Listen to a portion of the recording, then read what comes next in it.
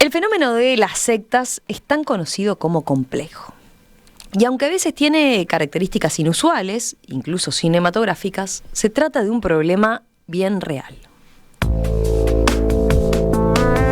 De hecho, basta repasar noticias internacionales de este mes para constatar que el tema está en la agenda. Por ejemplo, la semana pasada en España, la Guardia Civil desarticuló una secta liderada por 3 personas que practicaban rituales chamánicos con consumo de drogas y que abusaron sexualmente de un centenar de jóvenes en Tarragona, Castellón y Barcelona. Otra de estos días, en Kenia, ya son más de 400 los miembros de una secta cristiana que fueron persuadidos para ayunar hasta morir y así encontrarse con Jesucristo. También está el caso de Patricia Aguilar, una joven española cuya experiencia aparece retratada en un documental, en una serie documental, 548 días, captada por una secta, que se estrenó este mes en uno de los servicios de streaming. Y no hace falta quizás irse a otros países. Muchos en Uruguay conocemos casos de personas que pasaron por situaciones similares a esta, a veces no tan extremas, pero siempre perturbadoras. ¿Pero qué es exactamente una secta? ¿Cuáles son sus características y cómo se diferencian de otros fenómenos religiosos o terapéuticos? ¿Qué lleva a una persona a unirse a una secta? ¿Y cuáles pueden ser los peligros de eso? Vamos a conversarlo en los próximos minutos con un amigo de la casa, el doctor en filosofía Miguel Pastorino, coordinador de la Mesa de Filósofos aquí en Perspectiva y miembro fundador de la Red Iberoamericana de Estudios de las Sectas, que en unos días justamente va a estar dando un curso junto a otros especialistas en este tema. Miguel, ¿cómo estás? Buen día, bienvenido. Muy bien, muchas gracias, Romina. Un día muy tranquilo para venir a la radio. Muy tranquilo. No tan tranquilo es este tema que nos trajiste hoy. Porque, claro, a ver, vayamos un poquito para atrás. Este es un tema que vos venís estudiando de hace muchísimos años. Sí.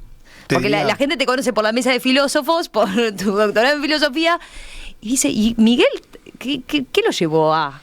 Bueno, y de hecho, durante muchos años, pasa que tenemos memoria corta, así, se me asociaba solo a este tema porque de hecho le he dedicado más de 25 años, o sea, creo que empecé desde antes de los 20 años, cuando empecé a interesarme en el tema con el padre Lizaga, que fue el primer especialista en el tema en Uruguay y en América Latina, me regaló su libro y yo en esa época adolescente, interesado en las religiones y demás, me volví un autodidacta desde muy temprano. Y después me empecé a vincular con organizaciones que investigaban este tema y fue un tema que, digamos, en los últimos años lo tengo bastante descuidado por los compromisos laborales y académicos, pero es un tema que ha recorrido toda mi vida. Y de hecho, hemos trabajado a nivel internacional y creamos una red iberoamericana detectando estudiosos de España y América Latina, que por lo menos hasta para compartir información, porque a veces aparecen cosas que uno no sabe qué son, y decís, bueno, y nosotros hemos dado durante años, lo seguimos haciendo, consultas gratuitas por redes sociales de familias que te preguntan, tengo un hijo, tengo un padre que está, no sé, en un culto a los extraterrestres, ¿esto qué es? Y se llama así, y vos no sabés qué es, porque hoy hay un diccionario de más de 20.000 voces sobre sectas, entonces es muy complejo y entonces eso requiere que vos estés trabajando en red con otros. Y eso también ha facilitado un poco el trabajo, que además siempre ha sido algo que hemos hecho voluntariamente por fuera de nuestra vida normal, ¿no? Laboral y demás. Pero sí, es un tema que me ha acompañado toda mi vida y que además ha mutado mucho.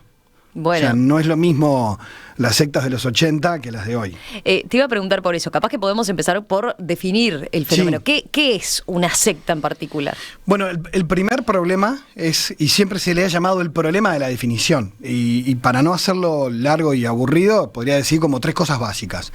El término secta originalmente no es negativo. De hecho, se usaba como, sectar en latín es cortar o separar, eran los grupos que se separaban de una religión anterior, incluso lo podían decir con orgullo. Yo pertenezco a la secta de, estamos hablando de los orígenes del cristianismo, por ejemplo, Jesús funda una secta dentro de los judíos. Eran judíos, Jesús y sus apóstoles eran judíos, crean un nuevo sistema de creencias que en ese contexto es una secta judía.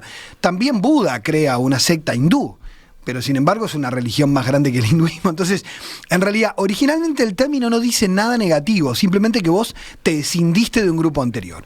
Después, en el mundo medieval, el término se utiliza más para el hereje, el cismático, el que se aparta, y ya tiene una connotación más negativa.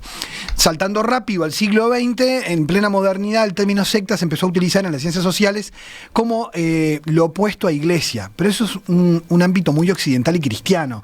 Es decir, como bueno, la secta es el grupo antisocial, donde se da cierta, de repente, visión muy piramidal, a veces incluso donde hay una visión maniquea de la realidad, donde el mundo son los malos y los buenos estamos adentro.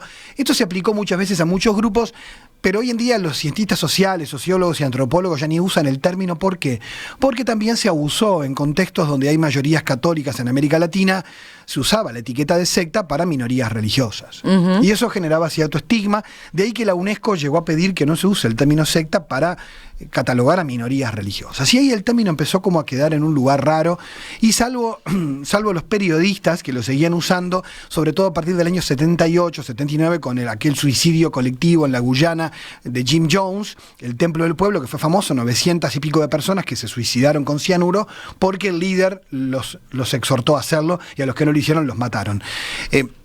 Y ahí empezaron el tema de las sectas como las cosas como más horribles, y yo que sé, el caso de David Koresh en el 93, esas sectas como, ¿no?, la gente que se aísla en una chacra, hablaba de lavado de cerebro, y eso fue como todo un fenómeno. Pero claro. Ahí está, creo que para muchos todavía sigue siendo eso es lo que asocian cuando piensan en una secta. Sí. Pero vos decís, ¿y se ha expandido todavía más? Lo que pasa hoy en día, ¿qué manifestaciones tienen? ¿Cuáles son las más convencionales? Bueno, el tema ahí es que los que siguieron estudiando las sectas, además de periodistas que investigan, porque los cientistas sociales abandonaron bastante el tema, fueron los psicólogos. Y los psicólogos que estudiaban las técnicas de manipulación que se utilizaban en las sectas, y se empezaba a decir, bueno, saquemos el tema secta del ámbito religioso. Cualquier estructura donde haya un líder manipulador, puede ser un psicópata o no, puede ser alguien que te esté estafando, o puede ser alguien que esté convencido como un gran megalómano que cree que es un mesías, y además hay una estructura abusiva a la interna del grupo. Entonces se habla de abuso grupal, abuso psicológico, manipulación psicológica, y eso empezó a ser como una forma de distinguir estructuras o ámbitos en la sociedad dentro o fuera de las religiones, y eso es muy importante, donde se da lo que antes uno solía pensar solo en sectas religiosas, donde hay el típico líder, donde hay una persona que es abusada pero que no lo sabe, en el fondo consciente, cree que es libre pero no lo es, hay toda una dificultad para demostrar porque son personas adultas, y donde hay también niveles de destrucción. O sea, hay grupos, peligrosos y que incluso entran ya en lo que consideramos delictivo, y grupos que pasan inocuos en la sociedad, que de algún modo hay una estafa emocional, económica a la gente, pero que no son grupos considerados peligrosos. Entonces el abanico es tan amplio, y para simplificar, hoy te diría que la mayoría de los estudiosos, sobre todo en el ámbito de la psicología, yo no soy psicólogo, de los que estudian estos temas, en España, por ejemplo, hoy el tema uno para ellos no son grupos tan religiosos tradicionales, aunque hay adentro de algunas iglesias siempre grupos así, sino lo que nosotros llamamos las nuevas terapias alternativas, donde hay una especie de confusión entre lo terapéutico, lo científico, la ciencia ficción, el gurú, la religión. Entonces, esto no es espiritualidad, pero lo es terapia, pero no es. Y entonces, en ese mundo confuso, donde hay terapias muy serias, milenarias, que vienen de Oriente y que más allá que la ciencia no las avale, por lo menos tienen un aval histórico, de algún modo de cierta credibilidad, y eso entra en un paquete con cosas que parecen de ciencia ficción, y es ahí donde eso es tierra de nadie y donde la gente más vulnerable termina siendo estafada. Pero ahí te iba a preguntar, a ver, decías, hoy en día es mucho más amplio el concepto, hay terapias alternativas, entonces, que tienen esos componentes sectarios y que serían considerados una secta hoy en día, pero si lo seguimos bajando a tierra, no sé, para los oyentes que nos están escuchando, han escuchado últimamente seguramente la biodecodificación, los registros akáshicos, las constelaciones familiares, las ceremonias de ayahuasca, todo eso entraría dentro de sectas. A ver, primera cosa importante, no hay que igualar eso que tú nombraste con secta. O sea, que alguien haga constelaciones familiares no es secta, pero muchas sectas usan las constelaciones familiares. Que alguien consuma ayahuasca, de hecho es una práctica ritual indígena en unos lugares de América Latina, y algunos grupos de inspiración chamánica lo siguen haciendo, pero sin embargo muchas sectas que han tenido denuncias graves han sido sectas chamánicas de consumo de ayahuasca. Entonces, ojo con pensar, y por eso lo difícil es decir, Miguel, ¿pero esto es secta o no? Bueno, hay que ir caso a caso. Y esto es lo difícil, hay que ir caso a caso. Sin embargo, y creo que acá está lo importante, hay métodos que de por sí son muy cuestionables. ¿Por qué? Porque cuando tú vas a una religión, la que sea, incluso chamánica, cuando tú vas a una religión y te dicen, no, mira, esto en realidad es espiritualidad, esto es religión, y vos podés discrepar o no, podés convencerte o no, pero de todas maneras eso es un contenido que tiene que ver con tus creencias. El problema es cuando alguien viene y te dice, no, esto en realidad está demostrado científicamente, y eso es mentira. Entonces, muchas ofertas de tipo espiritual hoy se ofrecen en un lenguaje de tipo pseudocientífico, que a la gente obviamente le impacta como algo un poco más serio, y que no tiene ningún aval científico. Por ejemplo, tú mencionaste la biodecodificación. Enrique Corbera, que es el fundador y que hereda de la medicina germánica en Europa, una corriente de pensamiento que no tiene ningún aval científico, pero él es psicólogo, entonces también con el título. Pero además, hay gente que ha salido muy contenta de estas prácticas, con lo cual funciona como hay gente que nos puede escuchar y dice, pero a mí me hizo bien. Bueno, claro, pero el problema es que esto no tiene aval científico y a veces se presenta como que lo tiene. El Colegio de Psicólogos de Cataluña sacó un comunicado advirtiendo sobre la peligrosidad de estas prácticas. ¿Por qué peligrosas? Porque dice, en el fondo parten de una creencia mágica y dogmática, de que toda enfermedad tiene una causa emocional. A ver, esto tiene una verdad parcial. Muchas enfermedades tienen causas emocionales.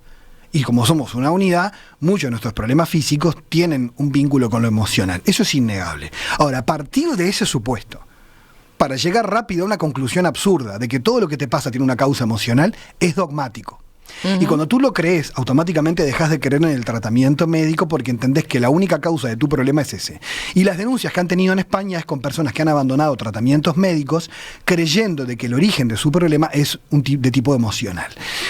Además de otro tipo de problemas que también son ingenuos, había literatura de este tipo, porque no es la única que va en esta línea. Hace años, la autora Louise Hay, por ejemplo, Usted puede sanar su vida, ese tipo de literatura de pensamiento positivo, donde te dicen, bueno, en realidad tú tenés bronquitis porque hay un vínculo que te asfixia, y entonces hacen como una especie de metáfora con otras cosas, como diciendo, bueno, saquemos ese vínculo de tu vida, entonces te vas aislando de las personas, te vinculás solo con el grupo, y como esto no tiene validación científica, no tiene ninguna institución religiosa, espiritual detrás que pueda controlar o respaldar, sino que son grupos muy autónomos, que entonces quedan en manos del facilitador, guía, que a veces ni titulación tiene para hacer ningún tipo de práctica terapéutica.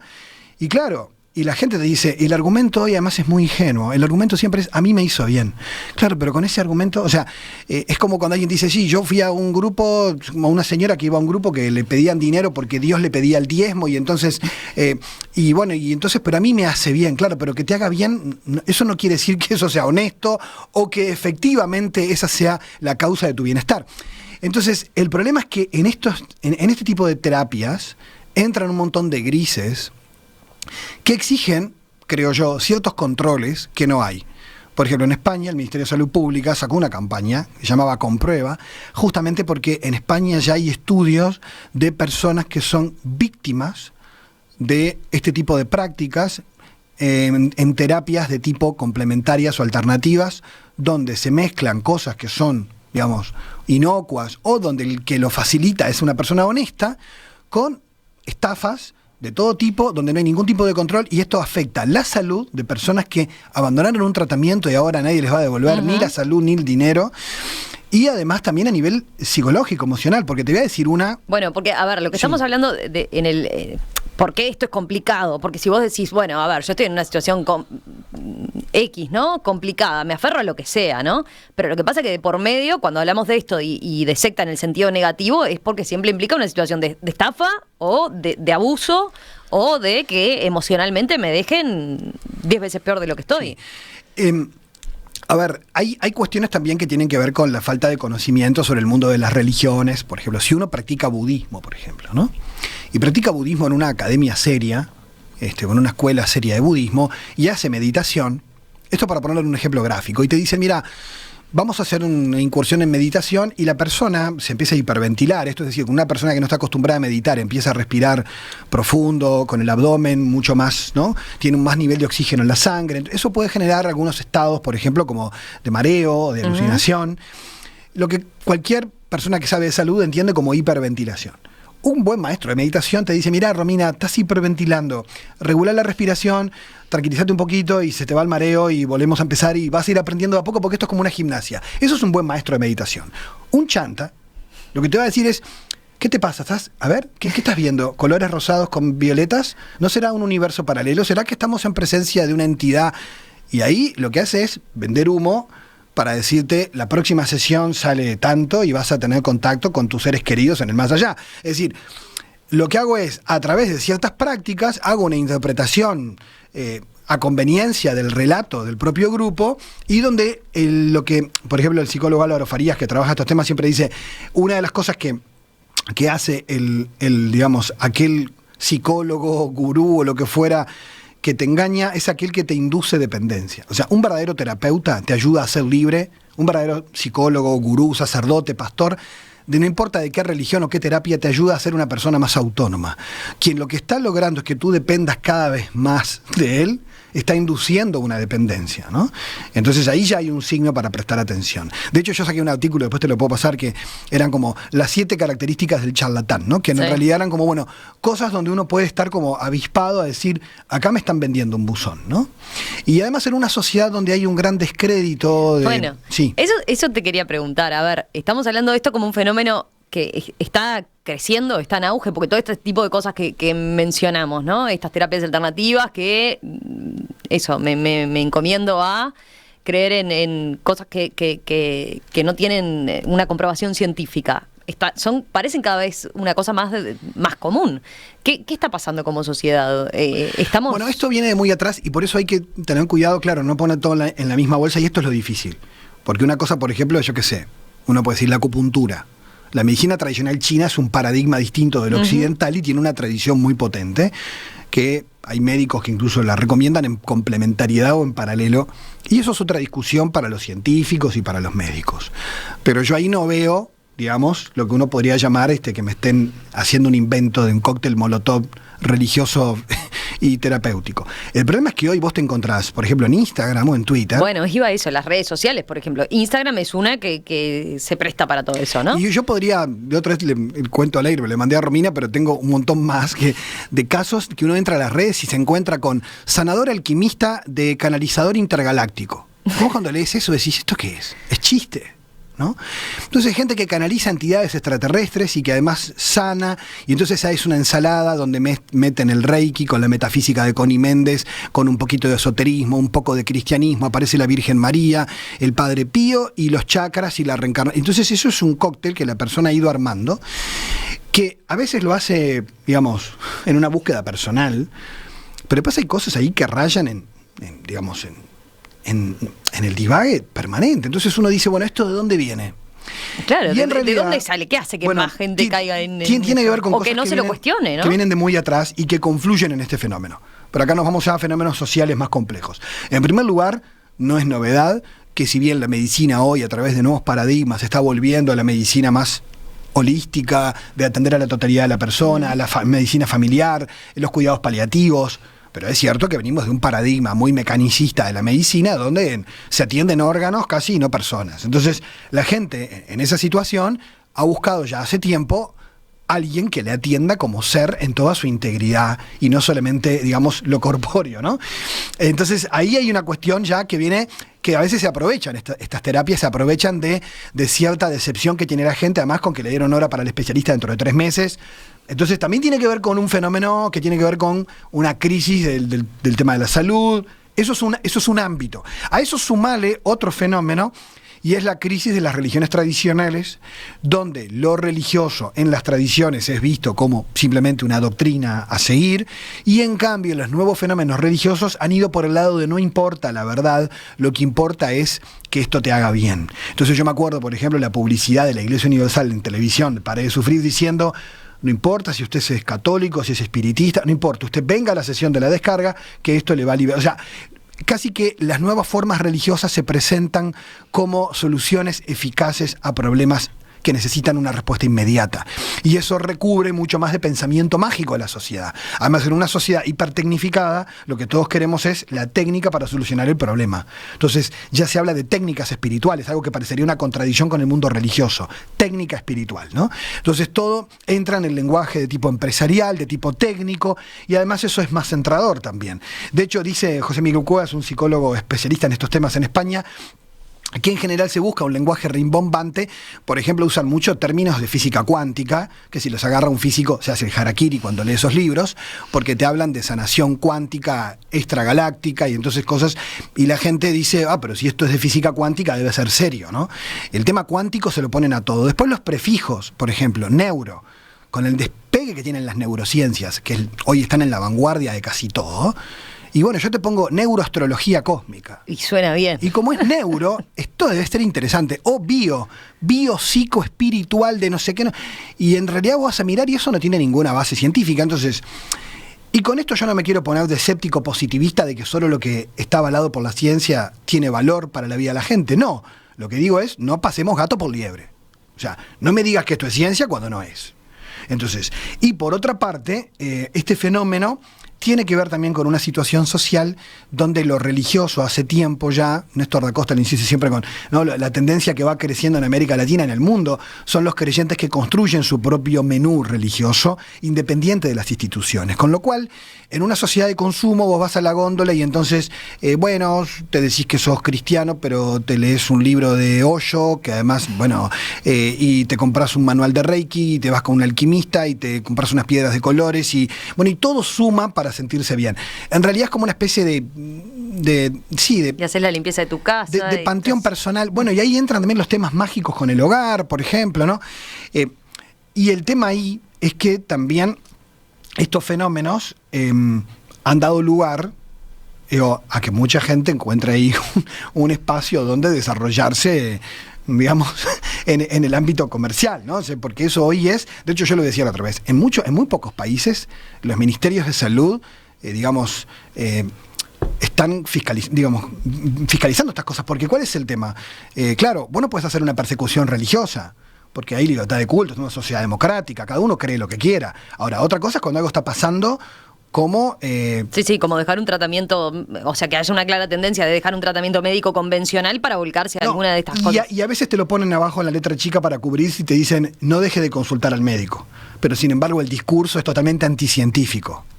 Hacemos una pausa y enseguida conversamos al respecto de eso también. A ver, en Uruguay, ¿qué pasa? ¿Hay algún tipo de control de estos fenómenos? ¿O qué tan lejos estamos de eso que señalás, ¿no? De esta campaña del Ministerio de Salud Pública en España. Tengo además un montón de preguntas, así que aprovecho a mirarlas ahora.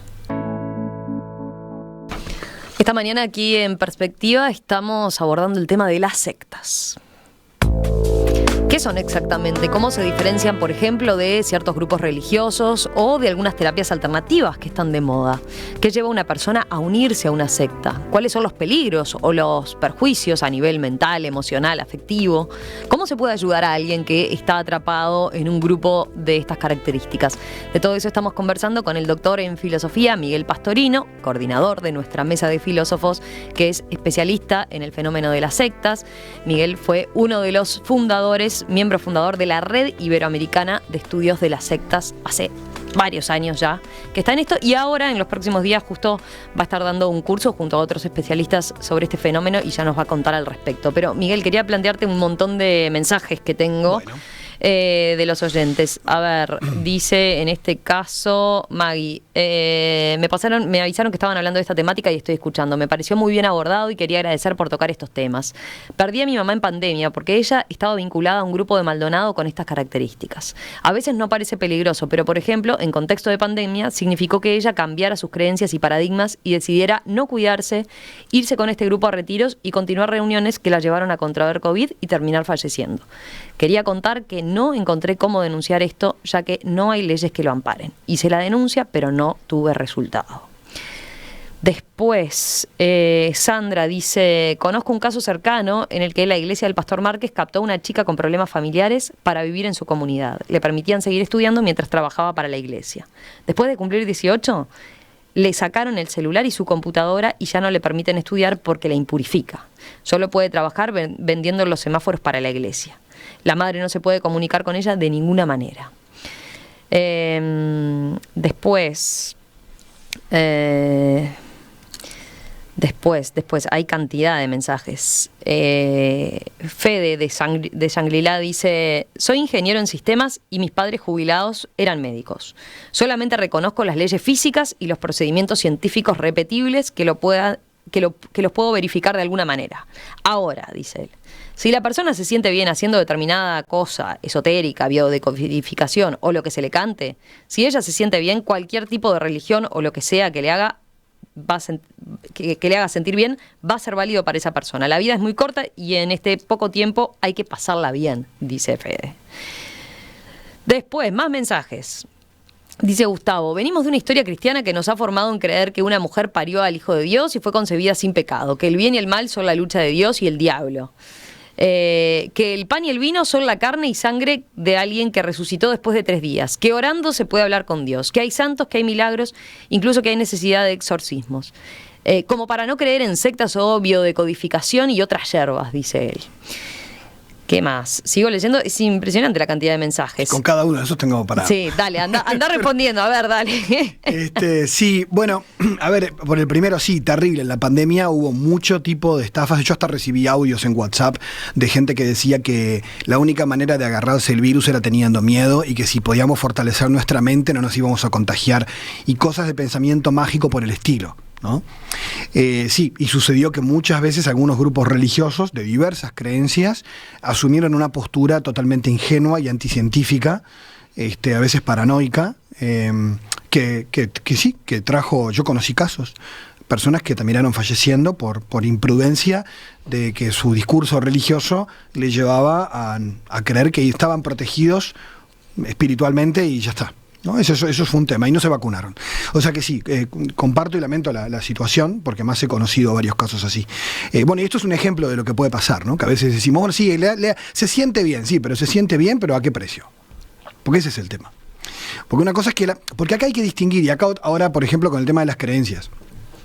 El tema de las creencias religiosas, las que sean, también las creencias, aunque no sean demostrables científicamente, por algo son cuestiones de fe, también tienen niveles de racionalidad. Por ejemplo, todas las que mencionaba un oyente ahí sobre creencias del catolicismo, es decir, salvo alguien que sea un fundamentalista que se tome cosas al pie de la letra, las puede pensar de modo mágico. Pero de hecho, tanto el catolicismo como el mundo protestante, como el mundo judío, como el mundo islámico, por decir las más conocidas, tienen un desarrollo intelectual de sus propias verdades de fe donde no pueden colisionar con la razón, es decir, donde tiene que haber un diálogo fe-razón y donde ese tipo de creencias también deben tener una interpretación que es razonable y no de tipo mágica, ¿eh? Y esto lo digo porque justamente una de las formas de manipular, incluso dentro de las grandes religiones, es cuando vos llevas una tendencia de tipo mágica fundamentalista. ¿Qué te puede pasar? Entonces tú puedes tener personas dentro del catolicismo, mundo protestante, ateos incluso, judíos, musulmanes, budistas, con un pensamiento muy ingenuo y mágico, o personas, digamos, con un nivel de racionalidad que les permita distinguir que esto parece absurdo o ilógico y otras cosas, bueno, las puedo creer, pero el tema es que no me hagan colisión con el sentido común y con la razón, y bueno, y mucho menos que vayan en contra de la evidencia científica. Entonces, ahí hay una cuestión también a decir, bueno, esto tiene que tener si no, es como un mundo dividido. Yo creo que también la crisis de la razón en Occidente, de la racionalidad como la entendíamos, que también tuvo sus excesos, ha llevado a estos extremos ahora que parecen las épocas donde otra vez volvemos a tener miedo de espíritus y solo que ahora le llamamos vibras o energías, pero es como un mundo donde otra vez recuperamos como cierto pensamiento mágico, increíblemente en un mundo de un gran desarrollo científico, ¿no? Porque justamente las religiones han tenido que ir cada vez más en un diálogo racional justamente con la modernidad y por otra parte emergen de modo irracional un montón de propuestas que hace unos años nos podrían parecer alocadas y hoy se aceptan con total ingenuidad.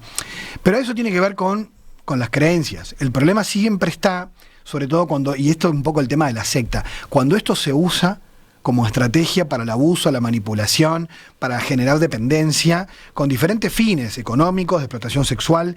De hecho, hay casos donde las personas creen que donan lo que donan y que están ahí porque Dios se los pide y en realidad han sido manipulados, ¿no? Entonces, y es verdad que siendo mayores de edad es muy difícil, muchas veces de dejar claro que hay un delito allí, ¿no?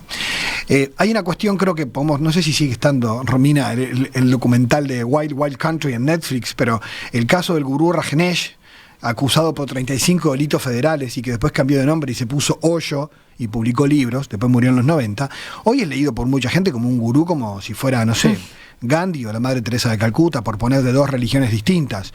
Pero Osho en realidad era un delincuente público en los años 80, ¿no? Entonces, el problema es que también hay desinformación. Nosotros siempre decimos que la mejor vacuna para prevenir en estos temas es la información. Porque uno puede asesorarse si está en un centro budista serio o si está en un lugar donde hay una especie de parafernalia budista, pero detrás hay otra cosa. Lo mismo pasa con algunos grupos pentecostales, que no podemos poner todos en la misma bolsa. Y como digo, no tenemos que salir con el listado de qué grupos son. Bueno, hay que estar atentos. Hay quien preguntaba eso. ¿Se puede distinguir, a ver, en Uruguay de qué hablamos? ¿Cuáles son secta o cuáles grupos religiosos son secta y cuáles no? Decía. Vos decís, no es posible. No es tan fácil. Hay algunos grupos que son de manual. Uh-huh. Y que a veces esos grupos que son de manual, como por ejemplo pasó dentro de la Iglesia Católica con la Comunidad de Jerusalén, por ejemplo, para tener un caso dentro de la Iglesia Católica que la propia Iglesia denunció y que llevó, ¿no? Es decir, al ámbito penal. Es decir, ese caso de los años 90 muestra cómo dentro de una institución pueden darse este tipo de fenómenos, pero a veces hay mayores controles por ser una institución. Pero cuando el grupo es totalmente autónomo y la cabeza última es el líder que cree ser Dios en la tierra, ¿quién le va a decir algo? Entonces, por ejemplo, han habido denuncias en varios países del mundo, por ejemplo, con el caso del arte de vivir, el Ravi Shankar. ¿Por qué? Porque si bien hay gente en un círculo más externo que practicando yoga sale contenta y no le pasa nada, del círculo íntimo de un gurú que dice ser Dios, han aparecido problemas, ¿no? Entonces, y denuncias, ¿no? Entonces, hay grupos donde han habido juicios y denuncias porque el grupo en sí es muy controversial. Entonces sí se puede hablar de alguna lista de grupos, pero en general también hay personas que están allí dentro que no perciben esta experiencia y que van a hablar bien y se van a sentir ofendidas. Eso también sucede. Por eso hay que ir caso a caso. De hecho, hubo una denuncia hace unos años de un grupo, creo que en Paysandú, una casa que se visten como monjas y curas, pero en realidad no es católico. Hablan del Padre Pío, pero le rinden culto a los extraterrestres. Y ahí hubo familias que se quejaron con denuncias porque no podían hablar con sus hijos. El obispo de Salto en su momento sacó un comunicado. Es decir, aparecen en Uruguay, de hecho en televisión aparecen informes cada tanto sobre un grupo u otro. Había un pastor, por ejemplo, que apareció en Santo Iseña, que terminó en Chile, pero que tenía una iglesia donde él se hacía decir papá por los fieles, y que le terminaron comprando un 0 kilómetro a la pastora porque Dios se lo estaba pidiendo, y cosas que cuando uno las escucha así, fuera de contexto, otra vez para decirlo gráfico, vemos que cómo es posible que 30, 40 personas que van a la iglesia, que además tienen dificultades económicas, terminen haciendo esto por amor a la iglesia. ¿Es una cuestión exclusivamente de convicción religiosa o ahí hubo manipulación? Y es ahí donde, más allá de los temas de salud, también hay cuestiones que tienen que ver con el engaño. Entonces, en este tema, como en tantos otros, hay un problema de desinformación brutal, donde para ir caso a caso tenés que por lo menos tener algunos criterios que te permitan discernir uno a uno, porque no es tan fácil. Hay oyentes que preguntan si los masones o el Opus Dei son una secta. Bueno, ahí aplica lo mismo. técnicamente no lo son, porque pertenecen a instituciones más grandes. Las grandes logias masónicas están vinculadas con... Entonces, si hubiera alguna más de tipo sectaria, también digamos, la propia masonería podría intervenir. Lo mismo pasa con el Opus Dei, que es un grupo dentro de la Iglesia Católica. Si hubiera casos de denuncias, que en algunos países tuvieron, la propia Iglesia interviene. O sea que cuando está dentro de una institución un poco más grande, es muy difícil, es mucho más difícil.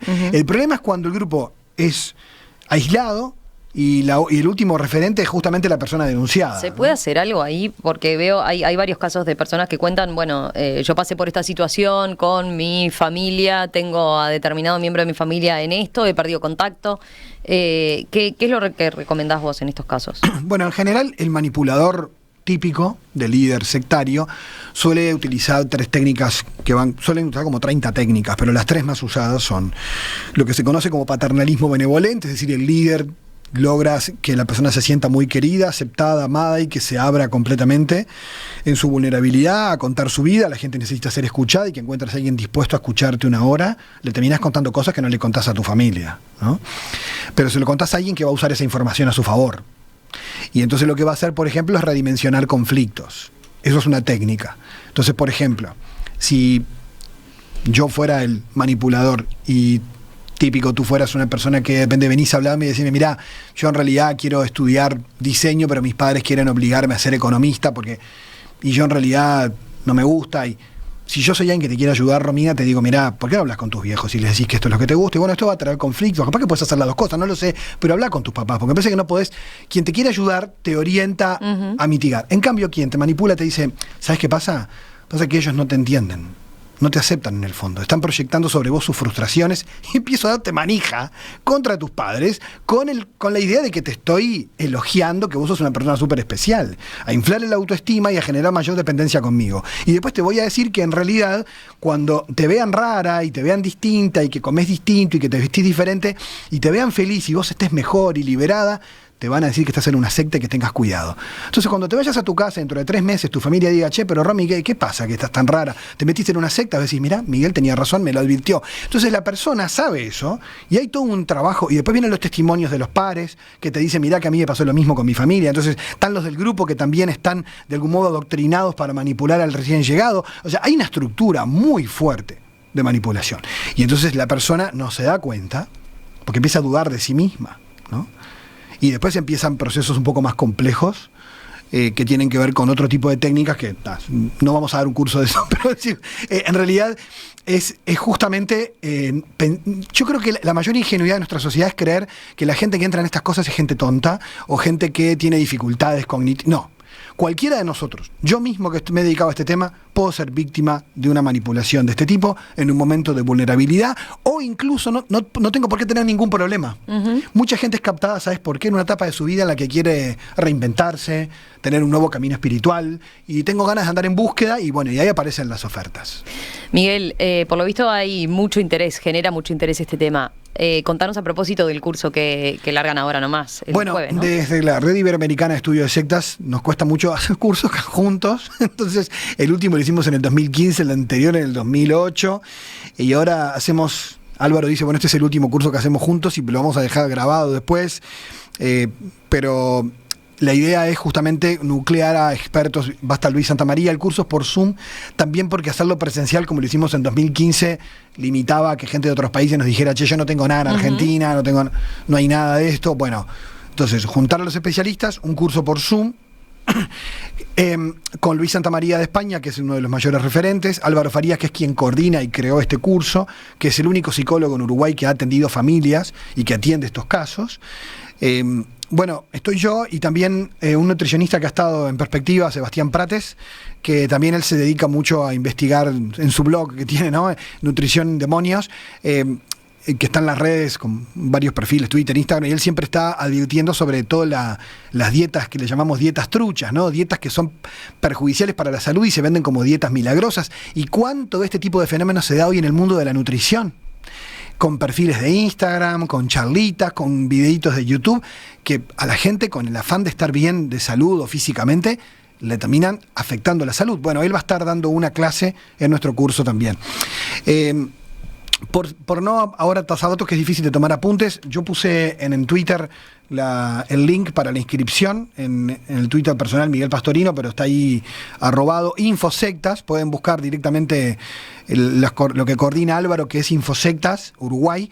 Tiene Infosectas en Twitter, Infosectas en Instagram e Infosectas en Facebook. O sea que en cualquier red van y encuentran el afiche del curso con el lugar de la inscripción, o mandan un mensaje privado y Álvaro les contesta. Miguel, gracias. Como siempre, la seguimos en cualquier momento. Hasta la próxima.